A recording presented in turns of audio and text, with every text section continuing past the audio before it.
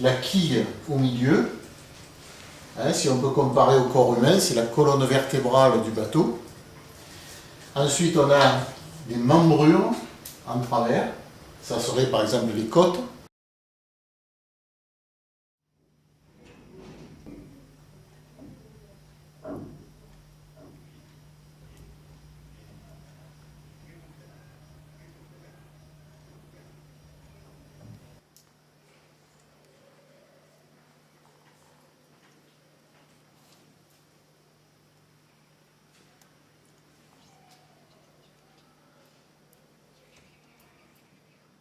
Il y a souvent il y a peu de logique. Par exemple, il y a une pièce qui est très finement réalisée.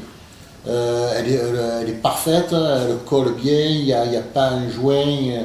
Et puis à 1 mètre à côté, il y a une autre pièce où il y a encore l'écorce d'arbre.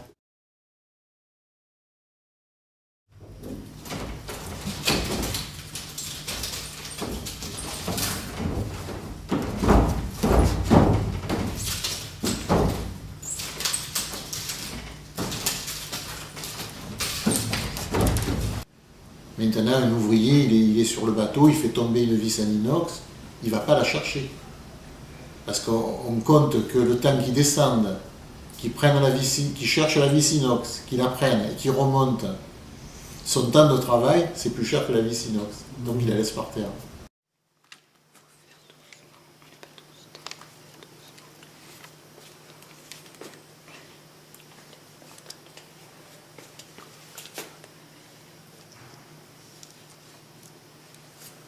Mais par contre, on est confronté au problème de la plongée.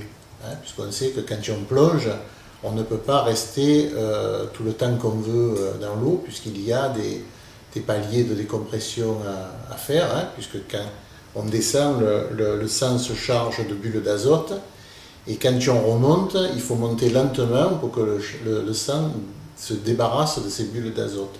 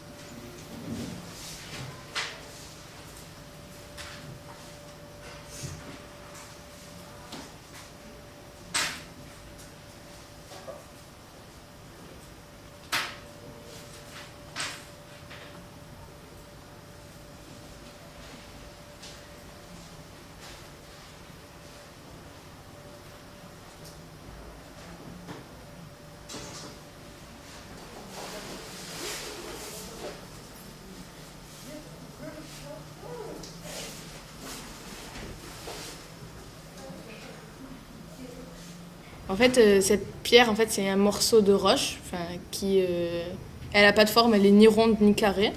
Donc là, on peut voir qu'elle est grise, puisqu'elle est un petit peu ancienne quand même. Et là, qu'elle est rose.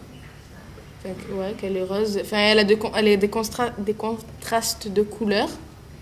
Donc elle est légère, voilà. Et au bruit, comme toutes les pierres, en fait.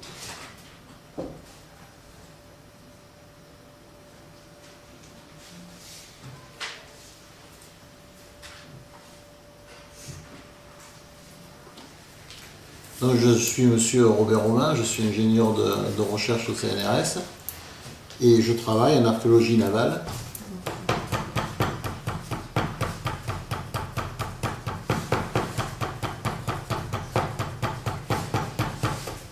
On va essayer de repérer tout ce qui est notable sur l'épave, les emplacements de clous, hein, on voit ici qu'il y a des emplacements de clous, de chevilles, de ligatures ici, on voit que c'est des planches de la coque qui ont été assemblées avec des liens, hein.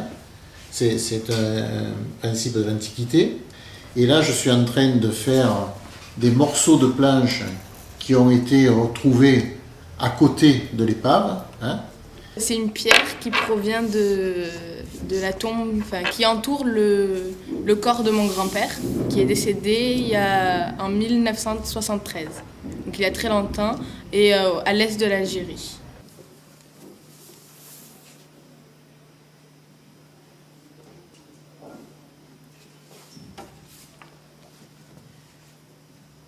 c'est moi, à ma naissance, quand j'étais à l'hôpital, quand je venais juste de naître, on m'avait pris en photo et je la garde depuis.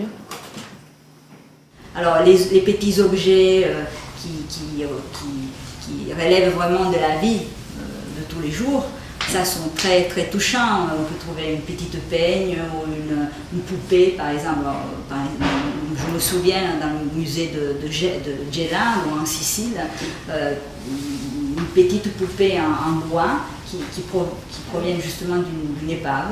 Donc, qui avait été découverte un peu en petites pièces, une poupée mobile, hein, avec les bras et les jambes qui bougent, articulée. Donc c'était assez touchant. Et puis on pouvait se demander pourquoi elle était là, sur ce bateau. C'était un objet de commerce ou un souvenir.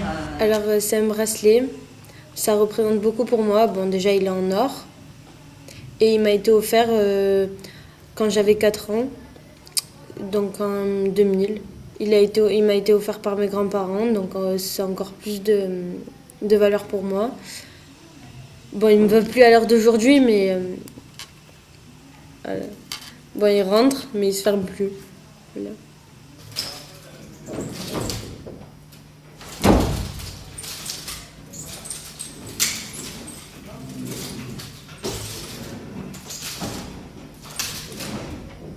Donc c'est une arme qui est pratiquée par les combattants qui font des arts martiaux, par exemple les Shaolin. Donc il est composé en 2 parties. Donc un bout où on le tient, puis l'autre bout il sert à l'envoyer vers l'adversaire. On va dire qu'il part pas vers un point fixe qui est tout droit, c'est-à-dire qu'il part un peu dans tous les sens, qui est difficile par exemple pour l'adversaire de parer l'attaque. Je l'ai eu quand je commençais le Viet Vo Dao. C'était un art martial, on va dire, vietnamien qui regroupe à peu près beaucoup d'arts martiaux. Alors cette bague, elle a été achetée par mon grand-père. Il l'a offert à ma grand-mère. Et ma grand-mère, avant de mourir, elle l'a offert à ma mère.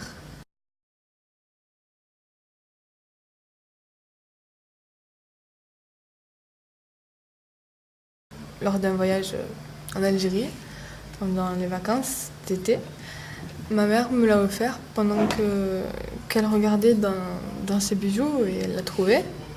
Et elle m'a dit que ça venait de ma grand-mère et qu'elle me l'offrait.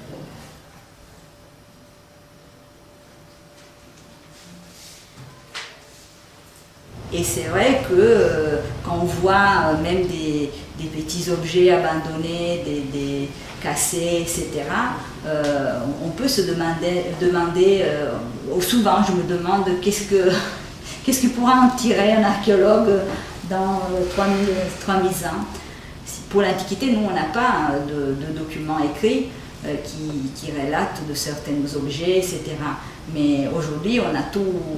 On a quand même des photos, des plans de construction, etc. Donc il y a quand même des documents, mais peut-être, vu qu'on vit aujourd'hui, on détruira tout et il y aura quelqu'un qui découvrira tout ça et il sera dans les mêmes conditions où on se trouve nous aujourd'hui et il faudra reconstruire tout et va savoir quelles reconstitutions sortiront. Donc, C'était comme chaque année, je rentre en vacances en Tunisie pour voir ma famille, le reste de ma famille. Et ce collier, dont je ne me sépare jamais en fait, on jouait à cache-cache avec mes amis et je l'avais perdu pendant qu'on jouait à cache-cache. Et je suis partie dire à ma soeur que j'avais perdu mon collier. Elle est sortie et avec tous mes amis, on cherchait de partout. En fait, on est resté beaucoup de temps à chercher ce collier-là. Et en fin de compte, elle avait trouvé, enfoui un peu sur la terre, avec le vent et les gens qui traversent et tout. C'est ma copine qui l'a trouvé. Je me dis que si dans les années à venir, il vient être perdu, comme c'est de l'or, ça va pas se dégrader. Donc logiquement, dans les terres, ou je sais pas où c'est qu'il pourra se trouver dans quelques années, mais si un archéologue il vient trouver cet objet, dans vraiment si c'est très très très lointain, ben, il pourra se dire qu'à cette époque-là, bon, déjà ça aurait appartenu à une petite fille par rapport à la taille du poignet, parce que ça c'est relativement petit quand même, et qui pourrait se dire qu'à cette époque-là, ben, les femmes elles portaient encore de l'or, vu que c'est quand même un matériau assez vieux. On peut s'interroger aussi sur comment nous on voit l'antique, si on est très loin ou on est très proche finalement de ce qu'était la réalité. Ça, il faudrait avoir une machine de temps et revenir en arrière. Bon, pour l'instant, on ne l'a pas.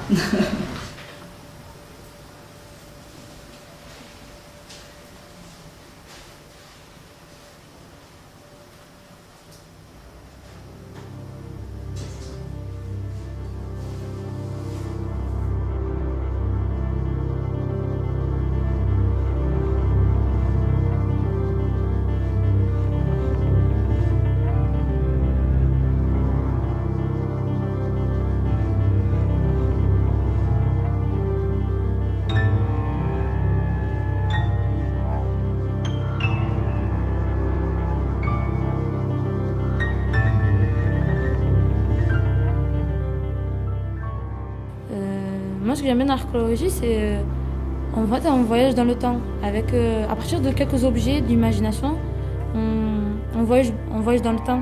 C'est comme si on faisait partie de cette époque-là. Il nous a montré comment reconstituer un bateau qui était enfoui depuis plusieurs On a siècles. montré plusieurs maquettes, enfin, ils étaient dessinés, il y en avait partout en fait, dans cette salle. Il y en avait sur le mur et tout. Donc... Bon, on a filmé des pièces de bateau, des vis, des objets qui remontent à très longtemps. Inès elle a ouvert un tiroir et j'ai filmé. Il y avait beaucoup d'objets qui... Enfin, il y en a qui m'ont surpris. Genre. Ils me disaient, mais pourquoi les archéologues ont ça en fait? Quand on regardait ça, on se disait, ils travaillaient plus sur l'imagination en fait, pour reconstituer.